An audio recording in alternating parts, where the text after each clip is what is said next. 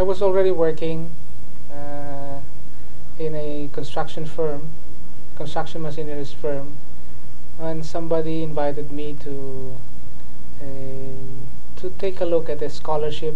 I was taking a language course in German at the Goethe Institute that is located near the place where I was working. And since that is an opportunity, so I took a chance and I was accepted in the scholarship. And the condition is there's a place, I have to come back in the first place to the country where I come from. That's part of the deal. And then I was asked by the German, where are you going to come back to? I said, I don't know. I don't intend to go to the same company that I was working then. And then he said, there's such a project called Dualtech. And when I went to Dualtech, they asked me to go to the basement where it was temporarily having its office. And it was crammed, it was awful. I have to navigate my way from desk to desk in order to talk to the HR person. And instead of saying this is not the company, I told to myself, they need me. So that's how I really committed to going to Dualtech after I have gone through the scholarship program in Germany. So when I came back in 1989, I started working. The place where Dualtech was located was still in Mantrade, and they asked me, can you take a look at Canluba, so the expansion there? So without any hesitation, I said, okay, I'll take a look at it, and eventually moved over. I found a housing location in Santa Rosa, and that's how I started in Canluban. I was responsible for the project concept, the survey. We borrowed a motor pool, and we trained the residents while this entire complex was still being developed.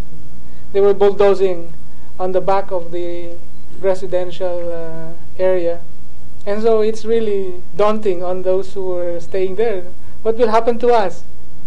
But eventually we enrolled, including the women who were residing in that initial location. And they got jobs. So when they found jobs, the unrest was somehow dissipated. They cooperated with the entire development trust because they said, this is for us. So that's how we found our program. That's how we tested our program. We saw that it was effective, and it was easy for us to sell the school when we already actually built it. And so over the years, we're here. I worked in the project. I don't look at it as a job. It's not even a career to me. I look at it as a project which I have taken to be my own. So that's why I'm here. So you were present at the creation, so to speak. So how many years now Dualtech here in Canluba? We started as a community intervention in 1991. And we constructed the building in 1992. We started the 2-year program in 1993. So that's how long we've been here. Here in Canluba? Where do we come from? Most 40% are coming from the nearby places. Calamba, Santa Rosa, Cabuyao, even Los Baños, Santo Tomas. And then we also, since this is an industrial area, there are already many migrants coming in.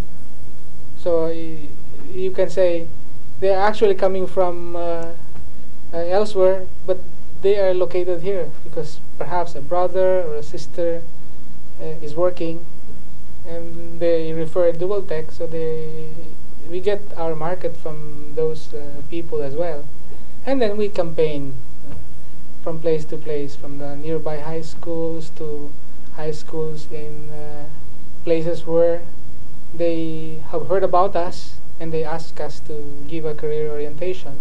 So we go to those places, and usually we ask them if they invite us to also support those boys who would get interested to take the course that we offer.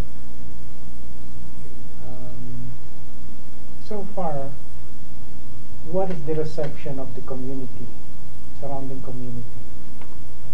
When we started, we really had to introduce ourselves, and the community way back 10 years, over 10 years ago, was different in composition compared to the community that we have now. It has become cosmopolitan, and during the initial years it was still everybody knowing each other, and so the setup was quite provincial.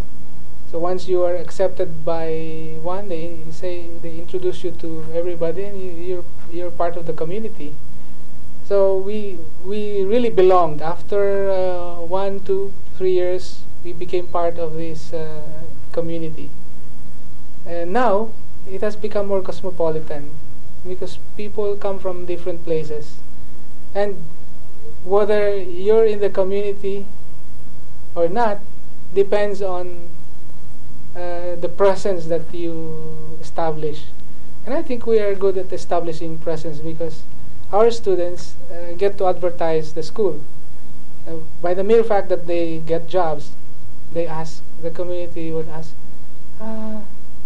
saan ba nag-aral yan si Raymark? Ay, sa Dualtech yan. Ay, naku, ay kagaling. Ay, ang daling nakakuha ng trabaho eh. So, that's how. Okay. You know, there are so many vocational technical schools. Even TESDA is supposed to be an exponent in vocational training. In your own words, what is the essence of the Dualtech approach, and what makes it different?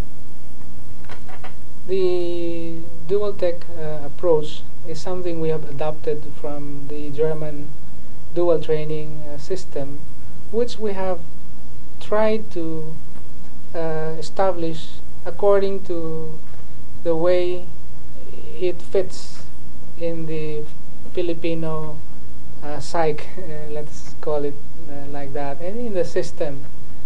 It continues to evolve. The educational scenario, educational management is beset with challenges, and it may evolve much further. But I think we have found our niche. If we say the Dualtech way is a way of partnership between a company, firm, the industry, perhaps the entire industry, and a community initiative, a corporate social responsibility initiative that Dualtech is. And so if we always invite our partners to get involved more and more in investing in the youth, trying to produce people who will be pillars of the next generations, then we're in the right business together. So I think we have always emphasized the way of partnering with one another. We have 102 partners right now, and we are training almost 900 boys in their plants. And we look at these boys, we look at these trainees as people who would be the young parents, the supervisors in the future. They will be pillars of the industry and the community where they are. So I think we are serving society in that way. And precisely by asking our boys to make a difference, that's when the school will create a difference. So we ask our boys, really have an impact wherever you go, in the company where you are assigned, in the neighborhood, in your community. So if they do that, then we will spell a difference. If not, we will have failed. So in essence, you're not just teaching, training skilled people, but in a word, you are training these young boys to be good, responsible citizens of society. Is that it? That's right. So we ask them to be responsible, to act as adults from the very outset. When they step here in the school, they are expected to behave as adults, as citizens, to be civically involved, and to be responsible for making themselves better and better each day. You mentioned this partnership. So what you're really saying is it won't work if you only have Dualtech and you don't have the company as a partner. So in return, why would a company, a prospective partner company, sign up with Dualtech? What does he get? The best approach that we resort to, if they have a conscience, a civic conscience, is to really present Dualtech as a way for them to fulfill their corporate social responsibility. So if they appreciate that aspect, then that's it. We close a deal, so to speak. But at the same time, our system also has to present a product, and we tell them we are training these boys to become good workers, but they are a work in progress.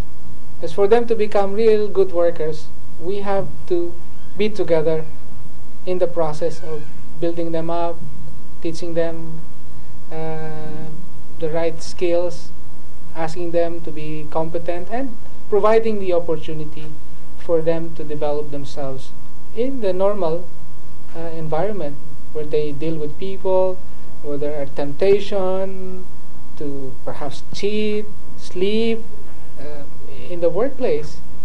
But if they appreciate the values that we teach them, then they prove themselves and they become satisfied. Now, if the company would really recognize the advantage of molding these young boys to be precisely those kind of persons, then they have acquired assets. And then they also have a nursery of good men that they need for their workforce. That's what we continue to do. You know, a lot of companies invest